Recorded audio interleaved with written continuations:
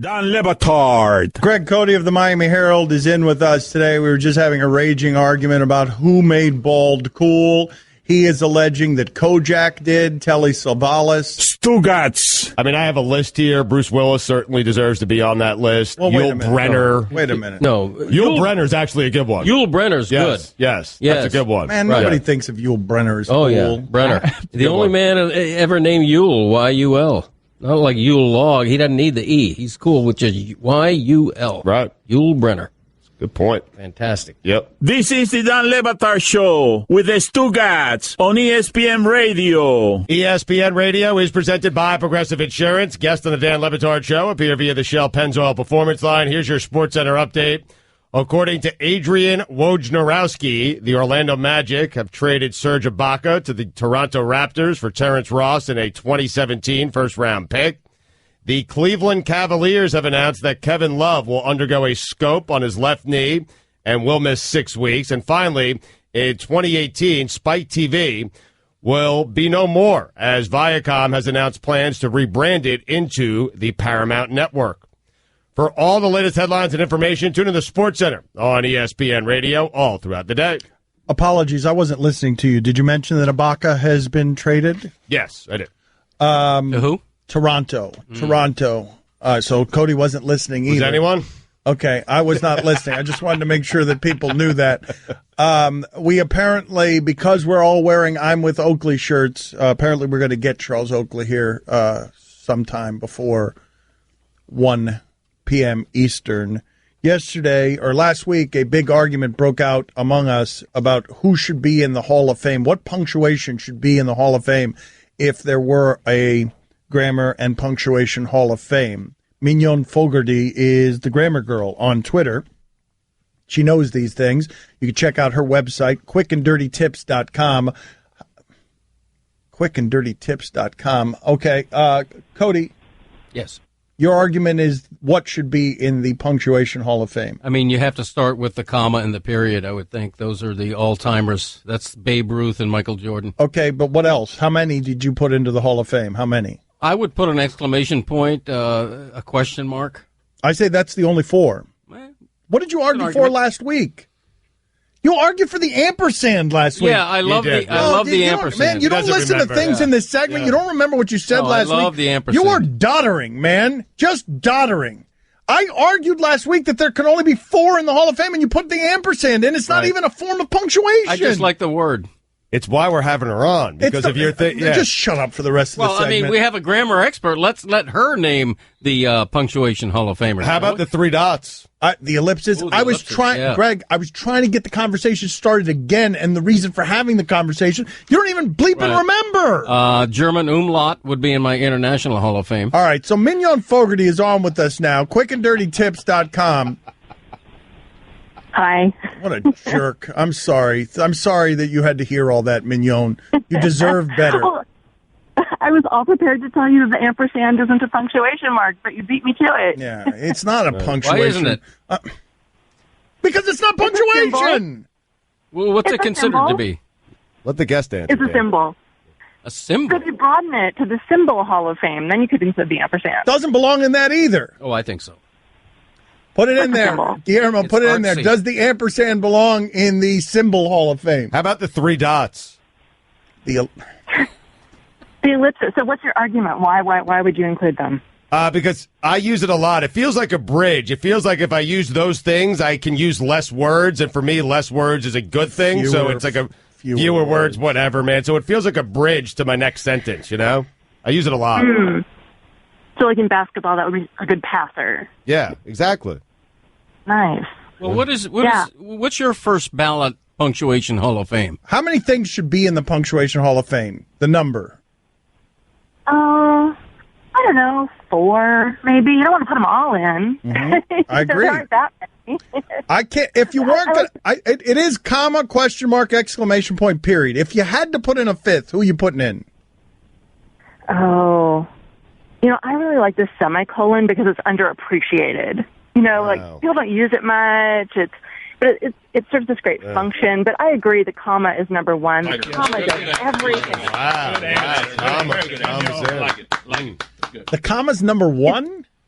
it's versatile. It just does everything. It's like the player who can fill multiple positions. It's a 5-tool player. The comma is Babe Ruth. There you go. I think that's shocking. He what you're wasn't a saying. 5-tool player. No, but I think he was. No, it's like Ricky Henderson. Speed. He wasn't Speed. It's Ricky. Isn't the comma often misused? All the time. Yeah, I mean, it confuses people, so that's its biggest downside. But the comma does, I don't know, like 10, 15 different things, and that's why people get confused. Is you can use it in so many different ways, but it can do. If you need it, it's there for you. What's the mistake that angers you the most in grammar? Oh, well, it's not related to punctuation, but if people capitalize things, they don't need to capitalize all the time, and that stands out at me. You don't capitalize a word because it's important. We capitalize proper nouns, like the name of something. So that always jumps out at me when people do it. Are you somebody who will write someone off as, I don't know whether you're single or married, but would have as a dating prospect if their spelling or punctuation is bad? Oh, absolutely not. No. I mean, I judge people by their character and their personality, not by the way they write. But I have had, when I go out on book tours, people do come up to me and say, there was this guy I really liked, but I just couldn't stand his writing and I had to dump him. And I think, well, there's probably a lot more wrong with that relationship than just his writing. Or, I always imagine there's more to it than that. There just has to be more to it than that. This is not your area of expertise. Again, Mignon Fogarty with us. Check out our website, quickanddirtytips.com. But do you know, we were arguing about this earlier in the show, do you know whether it's pronounced gala or gala? Oh, I don't. No, I don't. And, I often mispronounce things, and my listeners from my podcast will call me out on it. They say that people who read a lot do that. You'll see a word in writing, you've never heard someone say it. People mispronounce those kind of words a lot. We were referring, of course, to the PFPI gala. Thank you. You just ended. You petered out on the joke. You wanted to make the joke, but you got caught up in the air. I All right, Mignon, thank you for being on with us, Mignon. That's just perfect. It's just perfect. Mignon, thank you for being on with us. Again, quickanddirtytips.com. We appreciate the time. Thank you. Thanks. Thank you. Bye. Way to go, Cody. You just wanted to get in there with the joke, but you didn't have anything afterward. I did. I was going to ask her how she feels about people who use multiple exclamation points, such as my wife. Why didn't you? Mm-hmm. I was about to. You didn't give me time. There was plenty of time there. I was gathering myself. You want to play it back? Let's play it back so people can hear how much silence there was there as you enjoyed your own joke. That's what happened there. You weren't gathering yourself. You made your joke. All you had was the joke. You bathed in the joke. That is not true. It wasn't a good joke. Nobody laughed. We all just stared at you waiting for a question that never came. I was also going to ask her how she feels about the casual use of language. For example, when people write conversationally and use the word gonna, G-O-N-N-A, instead of going to. Yeah, that's great that you have all these questions now. That's very helpful. That was a short segment. I thought she deserved more time, Mignon, which, by the way, is French for cute. It's not just a steak. Is that true? Yep. I don't believe you. Look it up. Cute? Cute, pretty. I think he's right. Yeah. Dainty. It's a favorable word. Put that up on the poll, Guillermo, at Lebatard Show. Did you know that mignon was French for cute, pretty, dainty? Or dainty or small. That's why a filet mignon is a small steak. Yep, he's right. Cute, okay. Small, petite. All right, did you know that? Let's listen now here to Greg Cote. Here, let's listen to this space that you left when you were going to ask a question, as you allege, because you do this show, and I don't think that you realize the things you do. Go ahead and listen to this. Yeah, we were referring, of course, to the PFPI gala. Thank you.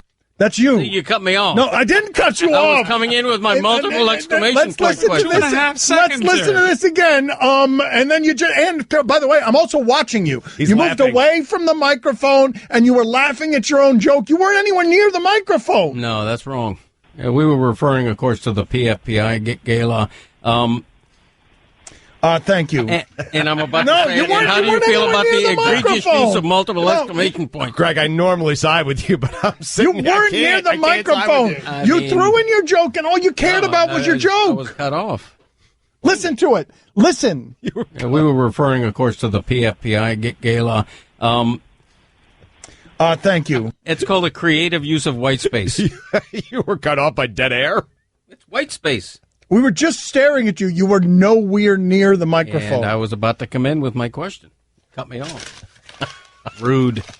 By the way, if you're not familiar with the PF whatever gala, PFBI gala. It is a gala of 6 people at Greg Cote's house annually, where he's the only one wearing a suit, giving out 6 awards for his various football season-long awards thing that his son showed up to late and drunk after bottomless mimosas.